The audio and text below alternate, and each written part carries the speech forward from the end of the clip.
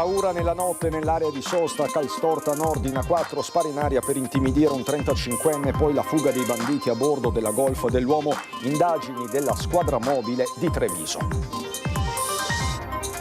Sasso lanciato da un 13enne contro il parabrezza di un'auto in corsa, paese dove viaggiavano papà e due figlie. I genitori del bullo chiamano e si scusano, pagheranno i danni.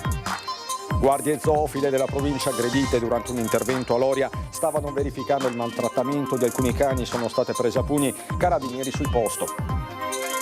Aveva molestato due ragazzi in stazione a Treviso e Montebelluna, poi era scappato, salvo far sapere di volersi costituire. Invece il 20enne bengalese è stato arrestato mentre passeggiava a Milano. Dura vita per i turisti, falsi residenti pronti a trasferire la residenza per non pagare l'IMU sulla seconda casa. La finanza di Auronzo ne ha scoperti ben 130. Il cavallo colossale di Antonio Canova, dopo 50 anni, esce finalmente dai magazzini del Museo Civico di Bassano per un importante intervento di restauro che lo riporterà al suo antico splendore. Torna sabato a Monigo lo United Rugby Championship per il Benetton, la delicata sfida contro l'Ulster, importante per la corsa alla zona playoff, ed è di queste ore la notizia dell'addio di Brex.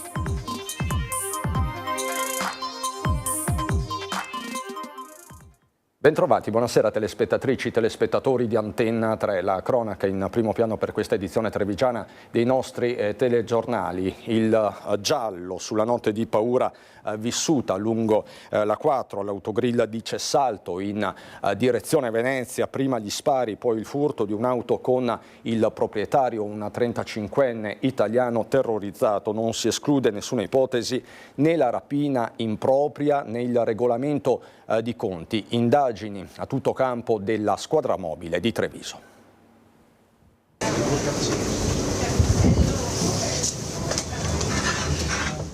Prima hanno sparato due colpi in aria, poi travisati si sono impossessati della Golf bianca di un 35enne italiano che immediatamente ha lanciato l'allarme. Scene da Far West ancora avvolte nel mistero, quelle che si sono registrate nella notte tra martedì e mercoledì all'esterno dell'autogrill Calstorta Nord, tra le uscite di Cessalto e San Donà di Piave, direzione Venezia, pieno tratto maledetto della 4. Stando al racconto della vittima, i due banditi che si erano nascosti dietro ad alcuni tir posteggiati lo avrebbero raggiunto mentre stava salendo in macchina, intimidendolo con due colpi di pistola. Terrorizzato, il giovane uomo avrebbe lasciato loro la Golf, al cui interno c'erano cellulare, portafogli ed effetti personali. Sul posto la polizia stradale di San Donà, alla quale è poi subentrata per competenza la squadra mobile di Treviso. Si indaga a 360 gradi. Quella che di primo acchito sembra di fatto una rapina impropria potrebbe nascondere un regolamento di conti o comunque qualcosa di poco chiaro. Forse il 35enne, che non ha precedenti, era nel mirino della banda.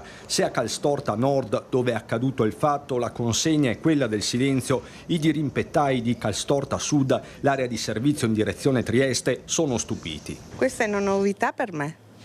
Diciamo che magari furti, furtarelli e così via, ma... Sì, ma quelli sono sempre all'ordine del giorno e la gente che si ferma lo sa.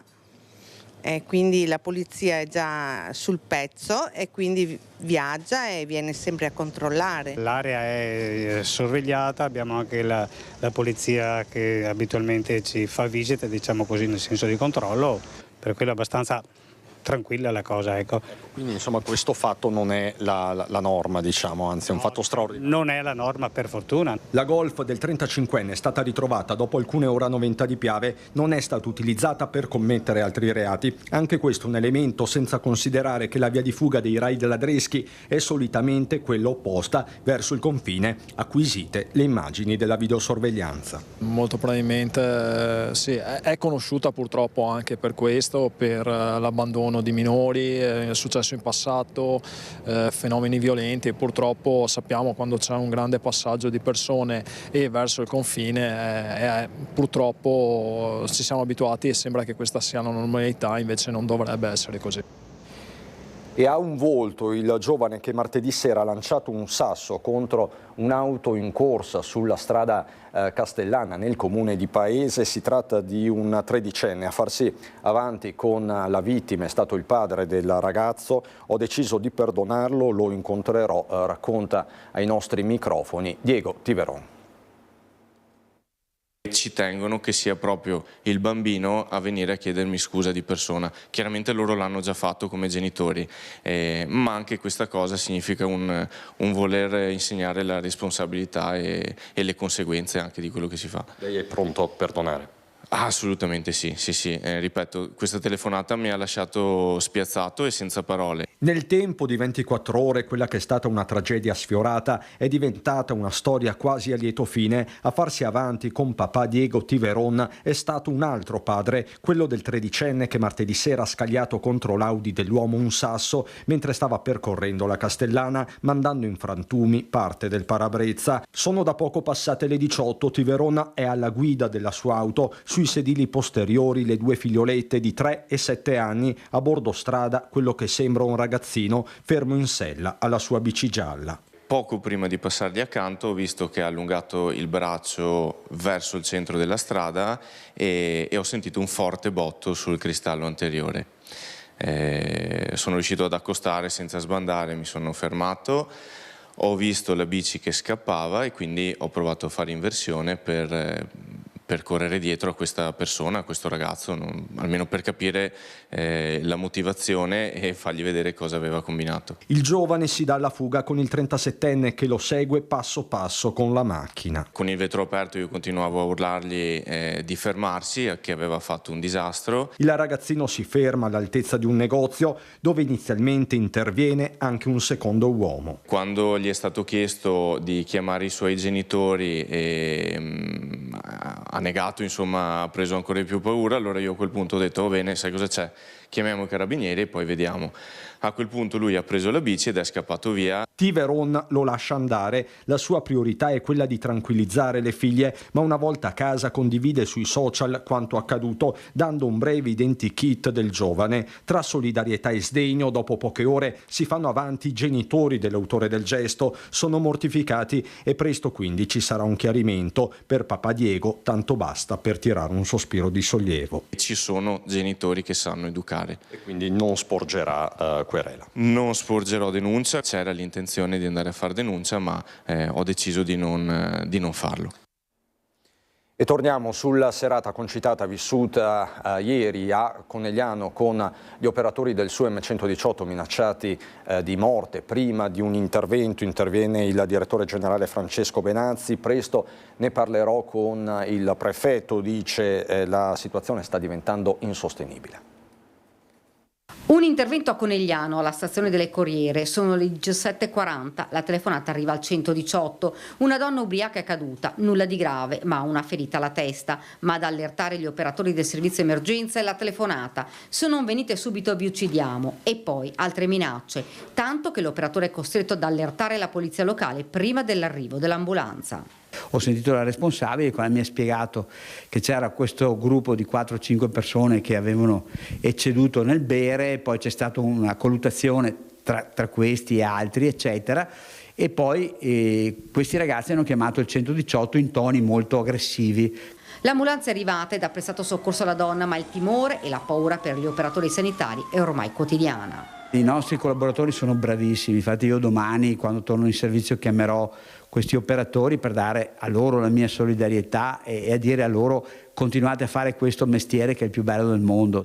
Presto il direttore generale Benazzi andrà a parlare con il prefetto. Una soluzione deve essere trovata per permettere ai sanitari di poter svolgere il proprio lavoro senza il timore di poter essere aggrediti. Credo che noi della sanità, quindi come prevenzione, stavolta dobbiamo proprio metterci in gioco per evitare che succedano queste cose. Quindi adesso come U studieremo un progetto, poi lo proporremo a Sua Eccellenza il Prefetto, perché abbiamo bisogno delle forze dell'ordine, abbiamo bisogno di creare rete sempre più tra comuni, prefettura, forze dell'ordine, in modo tale da, come dire, non contenere, che è un brutto termine, ma fare in modo, ecco, che questi ragazzi capiscano che stanno facendo delle azioni che poi non sono azioni al di fuori di qualsiasi tipo di regola. Si potrebbe cercare di confluire la voglia di fare dei ragazzi in altri ambiti. I giovani sono, ecco, portati ad eccedere. Oggi c'è questa moda di eccedere in questo modo violento ed è sbagliata, ma io credo che noi abbiamo l'obbligo morale di recuperarli, perché secondo il mio punto di vista sono ancora recuperabili ad azioni non violente, ma ad azioni verso il prossimo. In bus senza biglietto aggredisce l'autista della MOM, 24enne condannato a 2 anni e 8 mesi e 10 giorni per rapina consumata, tentata rapina e lesioni personali. È avvenuto il 12 novembre dell'anno scorso a Vazzola. L'autista ha richiesto l'esibizione del biglietto a 2 passeggeri. Uno dei 2 senza biglietto ha dichiarato di non averlo scendendo dal mezzo, l'altro invece ha reagito dando in escandescenze. Nel tentativo di difendersi l'autista ha cercato anche di filmarlo. A quel punto il 24enne ha afferrato il polso dell'autista per sottrargli il telefonino, non riuscendoci lo ha colpito con un pugno in faccia, rubandogli invece gli occhiali da sole. Grazie al tempestivo intervento dei carabinieri di Codogné, il giovane è stato arrestato in flagranza di reato. Nell'ultimo periodo abbiamo tanto sentito invocare la giustizia e pene certe, ha commentato il presidente MOM Giacomo Colladon. Oggi abbiamo avuto un esempio di come anche in tribunale si possono avere le risposte attese dalla cittadinanza. Abbiamo fiducia piena nelle forze dell'ordine e nelle istituzioni. Quindi questo 24enne condannato a 2 anni e 8 mesi e 10 giorni per rapina consumata, tentata rapina e lesioni personali ai danni di questo autista MOM, i fatti il 12 novembre dell'anno scorso a Vazzola. Sempre a proposito di aggressioni, delle guardie zoofile della provincia sono state aggredite a pugni a Lori all'intervento dopo una segnalazione dello stato di degrado in cui venivano tenuti dei cani. La testimonianza raccolta dalla nostra Edi Caliman: picchiato al collo, in volto e sulla schiena mentre ero in macchina. Mi sono rifugiato in macchina, lui ha aperto lo sportello, mi ha strappato il cappello, gli occhiali e ha continuato a picchiare sia sul volto che sul collo e sulla schiena. Picchiato per essere arrivato a controllare lo stato di salute dei cani, una situazione di degrado segnalata alla protezione ambiente della provincia di Treviso. L'aggressione a Ramondi Loria, le 2 guardie ecozoofile, un uomo e una donna, uscite a seguito di una segnalazione di degrado e cattività in cui vivevano dei cani senza nessun riparo e tra i loro escrementi, nel momento in cui il proprietario di casa li ha fatti entrare, una seconda persona, probabilmente il fratello, ha aperto il recinto dei 2 Rottweiler. Qui ho fatto uno strillo e i cani sono scesi immediatamente, diciamo, quindi da questo punto di vista, e io appunto ho fatto presente al signore che così non andava bene, perché oltretutto c'era anche un altro ragazzo, forse il fratello, non so, qualcun altro, che ha detto ai cani addosso, diciamo, proprio per incitarli a venirci addosso. Usciti di casa di corsa, la guardia ecozoofile e la collega si sono rifugiati in macchina e hanno allertato i carabinieri. Mentre aspettavano la pattuglia per denunciare il fatto, i proprietari dei cani sono usciti in macchina. Il tempo per le guardie di prendere la targa per riferirla ai carabinieri, un'azione che ha scatenato la violenza. Lui ha continuato a inveire contro di noi, a insultarci. Io adesso procederò con la denuncia. Noi lo facciamo per il bene degli animali, quindi anche se se abbiamo un po' di timore, un po' di paura, però in qualche modo dobbiamo farlo, perché ce lo sentiamo dentro, quindi non vogliamo tirarci indietro.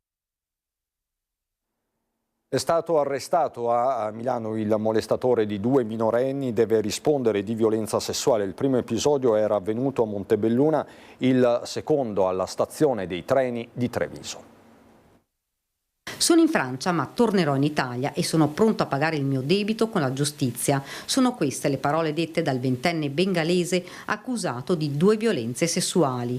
Lo aveva riferito al suo avvocato. Peccato che invece di prendere la direzione verso Treviso, dalla Francia dove era fuggito, è andato a Milano. Il giovane stava passeggiando tranquillamente quando è stato fermato dalla polizia per un controllo. È stato arrestato e portato nel carcere San Vittore in attesa che il Tribunale di Treviso fissi la data del procedimento per la prima violenza sessuale accaduta il 25 ottobre nella zona della stazione dei Pullman di Montebelluna. Il 20enne, completamente ubriaco, avrebbe palpeggiato una ragazzina nelle parti intime.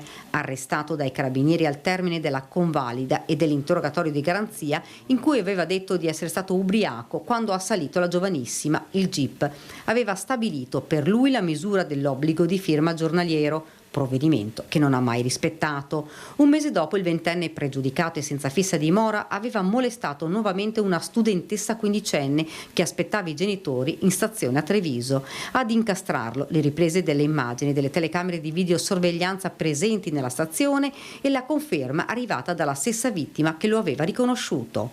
Poi si era dato la fuga fino all'arresto a Milano. Hanno raggirato un anziano derubandolo di tutti i risparmi di una vita. Denunciati sono stati per questo rinviati a giudizio. Peccato che il reato sia andato in prescrizione. È trascorso troppo tempo dall'ultimo episodio, almeno 7 anni e mezzo, dall'ultima somma prelevata alla vittima. I 2 imputati, già rinviati a giudizio con l'accusa di circonvenzione di incapace, si sono presentati davanti al giudice che ne ha decretato il proscioglimento per avvenuta prescrizione. Insomma, nessuno pagherà per il raggiro a cui è stata vittima un ottantenne derubato dei risparmi di una vita. L'accusa parlava di somme che ammontavano in totale a circa 1,5 milioni. In pratica la truffa era stata scoperta dall'amministratore di sostegno dell'anziano, affetto da una ridotta capacità critica e volitiva, che si era accorto che dei risparmi che l'ottantenne aveva sul conto corrente bancario erano rimaste solo le briciole. I fatti sarebbero avvenuti tra il 2015 e il 2018, quando cioè una delle persone rinviate a giudizio, dopo aver ricevuto dal pensionato una serie di assegni circolari, aveva costituito una società di coltivazione e sfruttamento di cave. Da quel momento era iniziato un vero e proprio sborso di bonifici e titoli di cambio da parte dell'ex imprenditore. Poi la denuncia e l'iter giudiziario, terminato con la prescrizione del reato. Voltiamo pagina, parliamo di rigenerazione urbana a Cazenobio, la villa che appartiene al patrimonio immobiliare di Fondazione Cassamarca torna a rivivere. Gli spazi di Sant'Abone infatti sono stati dati in locazione a un gruppo di avvocati, come ci racconta Francesca Bozza.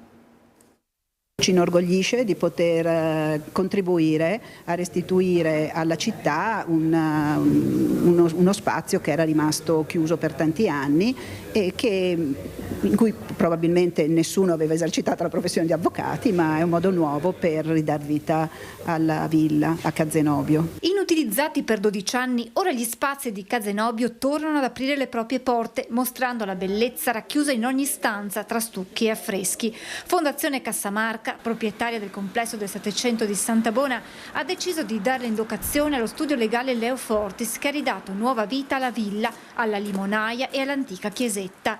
Segnalata in una mappa già del 1680, Cazenobio nel 700 venne ristrutturata e ampliata, aggiungendo al corpo centrale, arricchito da trifore sovrapposte, le ali laterali con attico. Sottoposto nel 2003 ad un restauro conservativo, il gioiello architettonico con questa nuova destinazione viene restituito alla città. Ringraziamo Fondazione Cassamarca di averci consentito di ridare vita a questo spazio. È un edificio una villa in cui si lavora benissimo. Accanto ai 6 soci dello studio legale, un'altra ventina di professionisti, molti di loro giovani avvocati che hanno deciso di intraprendere una professione che nella Marca sembra nel tempo essere sempre meno attrattiva. Sono in aumento infatti i neolaureati che decidono di non iscriversi all'albo, scegliendo la strada della consulenza, ma sono molti anche coloro che invece continuano la carriera lontani dal Veneto e da Treviso, preferendo altri fori, in primis quello di Milano. Sono sempre meno i laureati in giurisprudenza che decidono di intraprendere la libera professione. Tantissimi preferiscono le pubbliche amministrazioni o i servizi legali nelle imprese e questo è un peccato. E uno dei nostri obiettivi è anche quello di dare entusiasmo e passione. Strada e marciapiede pericolosi e impraticabili, non c'erano alternative, i pini di Viale Cesare Battisti a Treviso andavano tagliati, a dirlo è Luca Saccone, esponente di Europa Verde, controcorrente rispetto agli altri colleghi ambientalisti, che lancia anche tra l'altro una proposta ben precisa. Io sono d'accordo con l'intervento perché non parlo solo come esponente di un partito che è appunto Europa Verde e Verdi Treviso, ma parlo anche come tecnico perché sono un dottore agronomo forestale e l'unico modo per mettere in sicurezza Viale Cesare Battisti era effettuare l'abbattimento dei pini. Una voce fuori dal coro tra gli ambientalisti, quella di Luca Saccone, che pur comprendendo il dispiacere dei trevigiani si dice d'accordo con la scelta fatta da Casugana di rimuovere gli storici pini da Viale Cesare Battisti. Non c'era alternativa, dice, sia la strada che i marciapiedi erano impraticabili impraticabili e pericolosi. L'unico modo per ripristinare il manto stradale per il rifacimento dei marciapiedi, nonché adesso stanno rifacendo pure l'impianto fognario e altri sottoservizi, ecco, l'unico modo era eliminare gli alberi esistenti. Saccone condivide anche la scelta di sostituire i pini con delle querce, specie autoctona. Dall'esponente di Europa Verde poi arriva una proposta. Quella di individuare un'area all'interno del comune per ripristinare magari una piccola pineta mediterranea all'interno di Treviso, che potrebbe essere anche un momento per studiare la vegetazione in evoluzione alla luce dei cambiamenti climatici in corso, perché il pino è una specie che resiste molto meglio al calore, alla siccità, e quindi creando magari un piccolo ambiente mediterraneo all'interno della città potrebbe essere anche un modo per sperimentare un nuovo tipo di vegetazione in un parco, ovviamente non più in un viale, perché stiamo parlando erano gli alberi sbagliati nel posto sbagliato, invece bisogna utilizzare gli alberi giusti nel posto giusto. Da Treviso al Montello, dove, come era facilmente prevedibile, il caso dell'ex polveriera sollevata da un nostro servizio Volpago è stato oggetto di discussione nella riunione di ieri del Consiglio Comunale. Opposizioni critiche sulla gestione del sito e il vice sindaco che ha definito non sue le dichiarazioni rilasciate ai nostri microfoni. Lucio Zanato.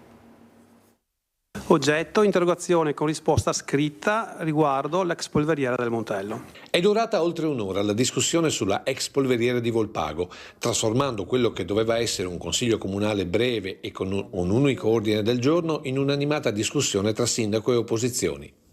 Al centro il nostro servizio sull'ex base militare, sulle condizioni di sicurezza rispetto a furti e atti vandalici, ma soprattutto sulle prospettive future dell'area forse più pregiata del Montello.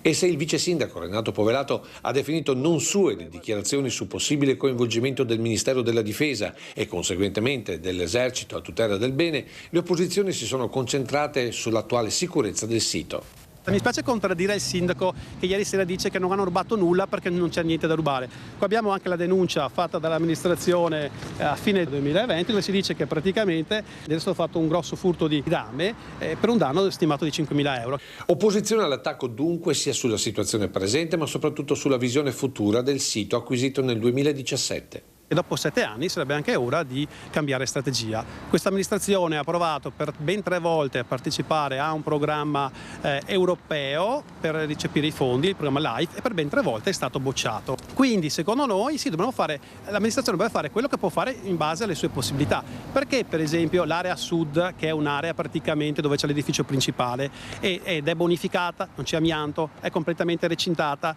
e quindi praticamente controllabile, non si può ripristinare, e così cominciamo a far vivere la polveriera. Quando una polveriera è una cosa e viene vissuta, magari anche i malintenzionati, i delinquenti, i ladri non vengono a frequentarla. Una politica di piccoli passi che forse dopo il clamore del nostro servizio l'amministrazione si deciderà ad intraprendere, ben sapendo che il progetto europeo con relativo sigillo di eccellenza porterà di fatto ben poco all'ex polveriera. Non ho visto dire cosa possa portare, perché la Regione aveva parlato anche che potrebbe essere un elemento in più di valutazione nel momento di bandi regionali. Vedremo cosa succede, vedremo. Speriamo in qualche approccio, come dicevo, con qualche privato che possa essere interessato anche a recuperarne anche una minima parte, proprio per innescare quel meccanismo, perché l'importante sarebbe farlo partire. Che poi è quello che da tempo chiede l'opposizione per poter arrivare ad aprire in sicurezza i cancelli ai cittadini. La gente ci chiede proprio a desiderio di entrare e di vivere questa ex polveriera. Quindi a nostro avviso le soluzioni non sono tante, cioè o questa amministrazione cambia passo e decide veramente di fare qualcosa per recuperare quest'area magari a piccole porzioni, a piccoli passi, oppure se non ha intenzione di fare qualcosa, allora vuol dire che fra 2 anni bisogna che siano i cittadini a cambiare questa amministrazione.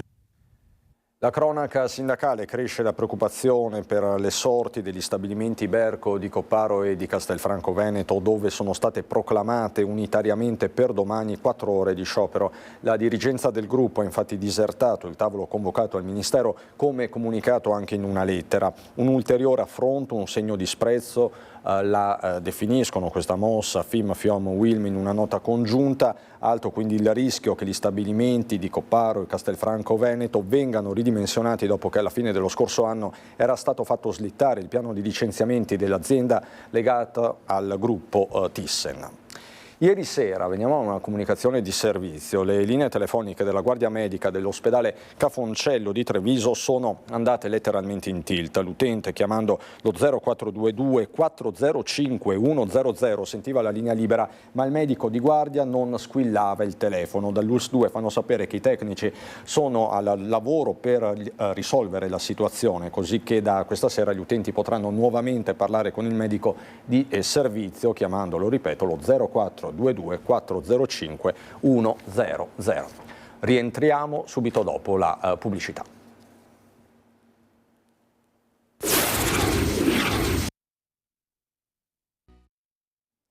Di nuovo in diretta per parlare di ambiente, di corsi d'acqua, tanti i fronti aperti in Veneto, soprattutto nell'Alto Veneto, la diga del Vanoi che andrebbe a insistere sul torrente Cismon e ancora le grave a Ciano del Montello, in questo caso il Piave, ma c'è appunto un nuovo fronte che riguarda il Brenta, perché la Regione tira dritto e ha respinto la richiesta di sospensione per il progetto di costruzione di una centrale idroelettrica in località San Gaetano, un'opera che dicono i residenti e non solo fa morire il Brenta. Salviamo il fiume, è un grido di dolore, quello che si leva dalla vallata, un grido di dolore per proteggere il Brenta, un grido di dolore che a Venezia proprio non vuole essere ascoltato. Ivan Pontarollo, da sempre in prima linea nella tutela e valorizzazione della Val Brenta, è molto preoccupato per quanto potrebbe accadere se venisse realizzata da un privato la centrale idroelettrica in località San Gaetano. Togliamo acqua a un tratto di fiume importante per la nostra economia locale, ma anche per l'ambiente e la fauna ittica che c'è in questo tratto, curata molto bene dal bacino acqua Fiume Brenta. Togliamo un'economia e un'attività sportiva importante che ha portato 3 medaglie olimpiche d'oro e l'ultima anche qui a Parigi di Gennaro e una di bronzo di Ferrazzi. Togliamo anche la possibilità di imbarco ai 50.000 ragazzi all'anno che vengono qui a fare attività sportiva e didattica sull'ambiente fluviale. La diga porterebbe ad una riduzione in questo tratto della portata del fiume e il rischio per l'ambiente, le attività sportive ed economiche è troppo elevato, tuona Pontarollo, e così la battaglia è portata avanti anche nelle aule di giustizia. Abbiamo fatto ricorso al Tribunale Superiore Unico delle Acque perché la Regione ha fatto evitare l'impatto la valutazione di impatto ambientale alla ditta proponente. Noi ci siamo opposti, ma nonostante tutto abbiamo avvisato anche la Regione e qui faccio intervenire direttamente Luca Zaia se ci tiene tanto a noi veneti e anche al nostro territorio. La Regione va avanti con l'iter procedurale e questo noi fa molto male nonostante avessimo avvisato gli uffici preposti. Non vi fermate comunque? Assolutamente no, impugneremo anche eventualmente il provvedimento finale e ci batteremo fino in fondo, ma io esorto anche la Regione che metta quel vincolo che aveva chiesto il Consiglio regionale qualche anno fa, che poi la Giunta non ha più fatto regole. Che vincolo? Il vincolo su questo tratto di fiume che è l'unico navigabile in tutta Italia e non solo. Perché venga preservato? Perché è preservato per tutta quell'economia e quello sport che si fa attorno a questo tratto. E ad annunciare battaglia anche il comune di Val Brenta con il sindaco Ferrazzoli. Più si procede, più è difficile fermare un'opera che se dipendesse da noi non faremmo. Noi l'abbiamo detto sempre scherzando, nessuno magari è contrario alle pale eoliche, però magari messa in piazza San Marco, per noi il Brenta in quel tratto è piazza San Marco, abbiamo medaglie olimpiche, abbiamo un'attività di canoa importante e abbiamo un'attività di rafting che crea lavoro e diciamo che l'iniziativa della Regione mira a garantire sostanzialmente una quantità d'acqua legata alle competizioni, ma noi abbiamo bisogno della vitalità del fiume per i nostri territori, quindi il nostro è sempre stato un grido d'allarme finora inascoltato e quindi crediamo che ove possibile noi la battaglia la faremo fino in fondo.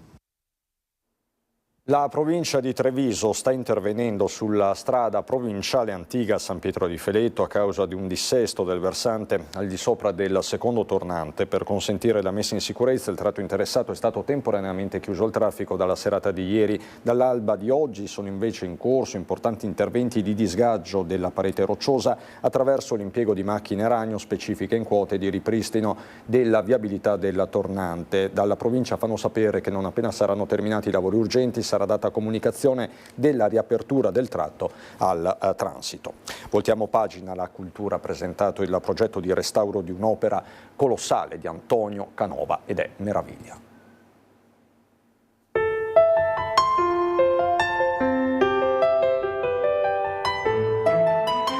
Il cavallo colossale di Antonio Canova, tra le opere più grandiose, unica al mondo per imponenza ed eccezionalità, dopo 50 anni esce finalmente dai magazzini del Museo Civico di Bassano per un importante intervento di restauro che la riporterà al suo antico splendore. Restituiamo al mondo intero una delle opere principali del Canova, da tanti anni all'interno dei magazzini del Museo Civico. Oggi parte ufficialmente l'operazione di restauro che vedrà entro 6 mesi ovviamente la consegna dei lavori, la prima mostra a Milano e poi il ritorno qui a Bassano del Grappa nella primavera del 26. Il cavallo colossale fu realizzato da Canova tra il 1819 e il 1821.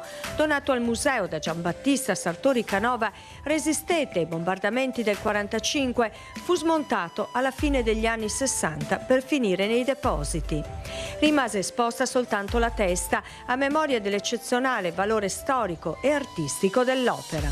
È un percorso bellissimo, complesso, perché è un restauro che prevede un grado di complessità anche strutturale e poi dopo di restauro conservativo notevole, quindi sarà un'operazione assolutamente spettacolare. 150 pezzi da mettere insieme, un puzzle prezioso che dovrà essere ricomposto su una struttura in grado di reggere le misure imponenti del cavallo.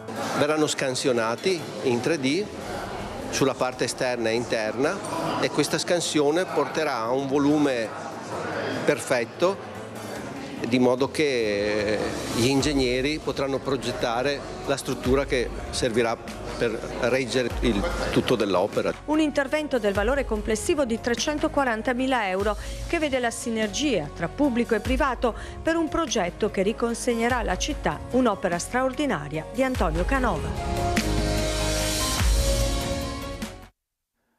Lo sport, il rugby torna sabato a Monigo, lo United Rugby Championship per il Benetton, la delicatissima sfida contro l'Ulster, importante per la corsa in zona playoff. Il Benetton torna davanti ai suoi tifosi a Monigo dopo un mese e mezzo di assenza. 6 nazioni in pausa e i Leoni riprendono il campionato con l'obiettivo di lasciarsi alle spalle anche in termini di risultato, il 43-0 incassato in Galles contro l'Ospreys. Il tre quarti biancoverde Ignacio Mendy valuta positivamente il lavoro svolto dalla squadra dopo quella debacle. Sono state 2 settimane molto positive per la squadra, abbiamo lavorato tanto in quello che abbiamo fatto male l'ultima partita contro l'Osprey, facendo il focus ovviamente nella prossima partita contro l'Ulster questo weekend.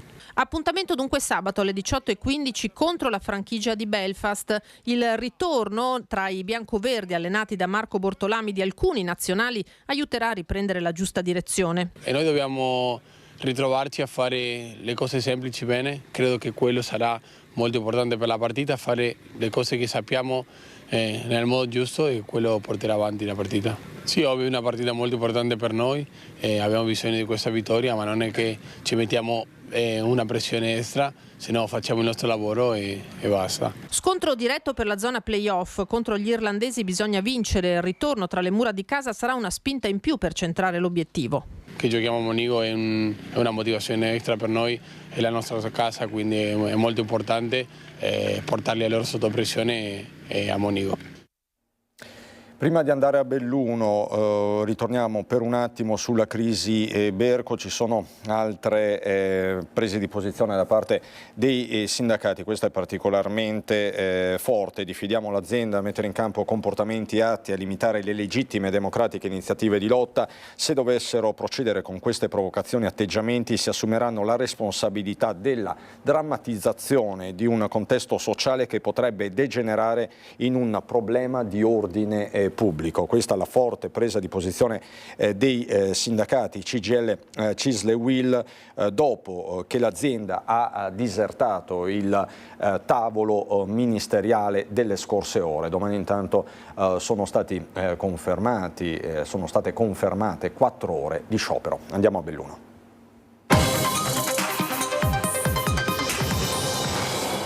Dura vita per i turisti falsi residenti pronti a trasferire la residenza per non pagare gli IMU sulla seconda casa. Un'indagine delle Fiamme Gialle di Auronzo ne ha scoperti ben 130, insieme a loro anche 20 titolari di attività ricettive e di aziende del settore occhialeria per un'evasione totale di IMU pari a 850.000 euro. Tutti i dettagli nel servizio di Tiziana Bolognani. Seconde case in montagna al setaccio della Guardia di Finanza, caccia dei furbetti dell'IMU, cioè di chi acquista un alloggio e per non pagare l'imposta trasferisce fittiziamente la propria residenza fra le Dolomiti. All'ombra delle Tre Cime era capitato poco meno di un anno fa, quando le Fiamme Gialle intercettarono 43 proprietari di casa fintamente residenti nelle terre alte. Stavolta il numero di chi aveva ottenuto i benefici fiscali è più che triplicato. 130 i falsi residenti scoperti dalla Guardia di Finanza della Tenenza di Auronzo e insieme a loro anche 20 titolari di aziende dei settori turistico-alberghiero e dell'occhialeria. Complessivamente i militari del nucleo di polizia economico-finanziaria hanno accertato un'evasione di IMU pari a 850.000 euro a fronte di una base imponibile di oltre 120 milioni. Per smascherare l'inganno ci è voluto del tempo. I finanzieri che hanno condotto l'operazione Nemo Est hanno spulciato dichiarazioni fiscali, eseguito sopralluoghi e incrociato banche dati. Fondamentale è stata la verifica dei consumi sulle bollette di luce, acqua e gas, risultati stagionali e perciò incompatibili con la destinazione degli immobili e delle attività per le quali il trasferimento della residenza aveva garantito l'esenzione dell'IMU. L'indagine della Guardia di Finanza si inserisce nella più ampia azione di tutela a favore delle entrate pubbliche. L'attività di recupero dell'IMU evasa e delle imposte non versate è già partita. Botta e risposta a distanza fra l'amministratore unico di Dolomiti Ambiente e l'assessore regionale Giampaolo Bottaccin al centro della disputa all'esito della gara per lo smaltimento dell'umido. Scontro al calor bianco dopo la gara per lo smaltimento dell'umido, da una parte Dolomiti Ambiente, dall'altra l'assessore regionale all'ambiente Giampaolo Bottaccin, che ieri sera a commento dell'esito della gara giudicata a valori decisamente inferiori rispetto al passato e più allineati a quelli di mercato, aveva esposto le sue perplessità sul futuro della società, visto che le tariffe applicate fino ad ora erano di gran lunga più alte. Gli ha risposto l'amministratore unico di Dolomiti Ambiente, Angelo Smaniotto, che in una nota precisa ai detrattori come i costi di smaltimento siano arrivati a 130 euro a tonnellata a causa dei guasti all'impianto del Maserotto che ha costretto il conferimento dell'umido altrove, con una incidenza residuale sulla tariffa pagata dai cittadini. Quanto al bilancio, annota Smaniotto, le proiezioni dell'ultima semestrale 2024 ci danno un risultato di utile pari a 200.000 euro. La replica dell'assessore regionale all'ambiente non si è fatta attendere. Spieghi Dolomiti Ambiente come mai le tariffe erano alte anche prima dell'evento incidentale, afferma Bottaccin, secondo cui è legittimo oggi porsi la domanda relativa alla sostenibilità del bilancio, a meno che non si voglia compensare questa importante riduzione con entrate di altro tipo e allora si esponga la situazione in un piano industriale, se esiste, dice Bottaccin, che conclude: allo stato attuale, anche in occasione della mia visita all'impianto, non mi è stato spiegato né tantomeno esposto. A Feltre in arrivo un nuovo polo di aggregazione culturale per i giovani e gli amanti della cultura e sarà realizzato grazie al finanziamento CSR promosso da GAL Dolomiti. Si tratta di 200.000 euro su un totale di 234.000 di investimento complessivo che andrà incontro alle esigenze di giovani e studenti universitari. L'intervento prevede l'efficientamento degli spazi di Palazzo Borgasio in aggiunta a quelli dell'attuale polo bibliotecario feltrino, che avrà 24 nuove postazioni studio, una sala conferenze e una sala riunioni rispettivamente da 48 posti.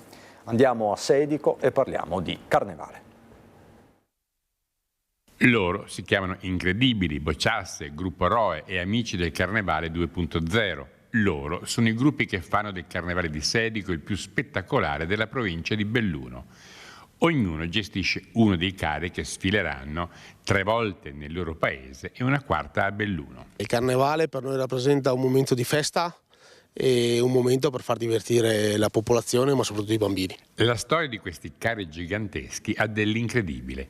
Ce ne sono che hanno una quindicina d'anni e che ad ogni carnevale cambiano città, a volte venduti, a volte scambiati, a volte affittati, come uno che a Sedico arriva da Viareggio. Alla fine, quando sono aperti, sono alti 10-12 metri, larghi 6, lunghi 12, per cui c'è il suo lavoro. Noi adesso per gli altri il carnevale comincia, per noi invece ormai siamo agli sgoccioli, è quasi finito. Noi pensiamo al carnevale, non dico 365 giorni l'anno, ma quasi. A Sedico il carnevale comincia domani negli spazi espositivi del nuovo polo culturale, dove verrà inaugurata la mostra degli elaborati delle scuole che si sono iscritte alla 3ª edizione di Carnevalarte, dedicata alle origini e alla storia della festa di Carnevale e intitolata alla memoria di Livio Maraga. Domenica alle 15 ci sarà invece la prima sfilata di carri e gruppi mascherati, preceduti da più di 50 ape che partecipano al raduno organizzato in occasione del Carnevale. La soddisfazione ce la danno soprattutto i bambini in sfilata, quando li vedi che dal basso guardano l'alto i carri e restano lì a bocca aperta. Quella è la più bella soddisfazione che ci possa essere per noi carristi. Ed è tutto per questa edizione, non ho ulteriori aggiornamenti da darvi né da Belluno né dalla Marca Trevigiana. E quindi tutto, grazie per l'attenzione, subito dopo la sigla vi ricordo c'è il meteo, buona serata.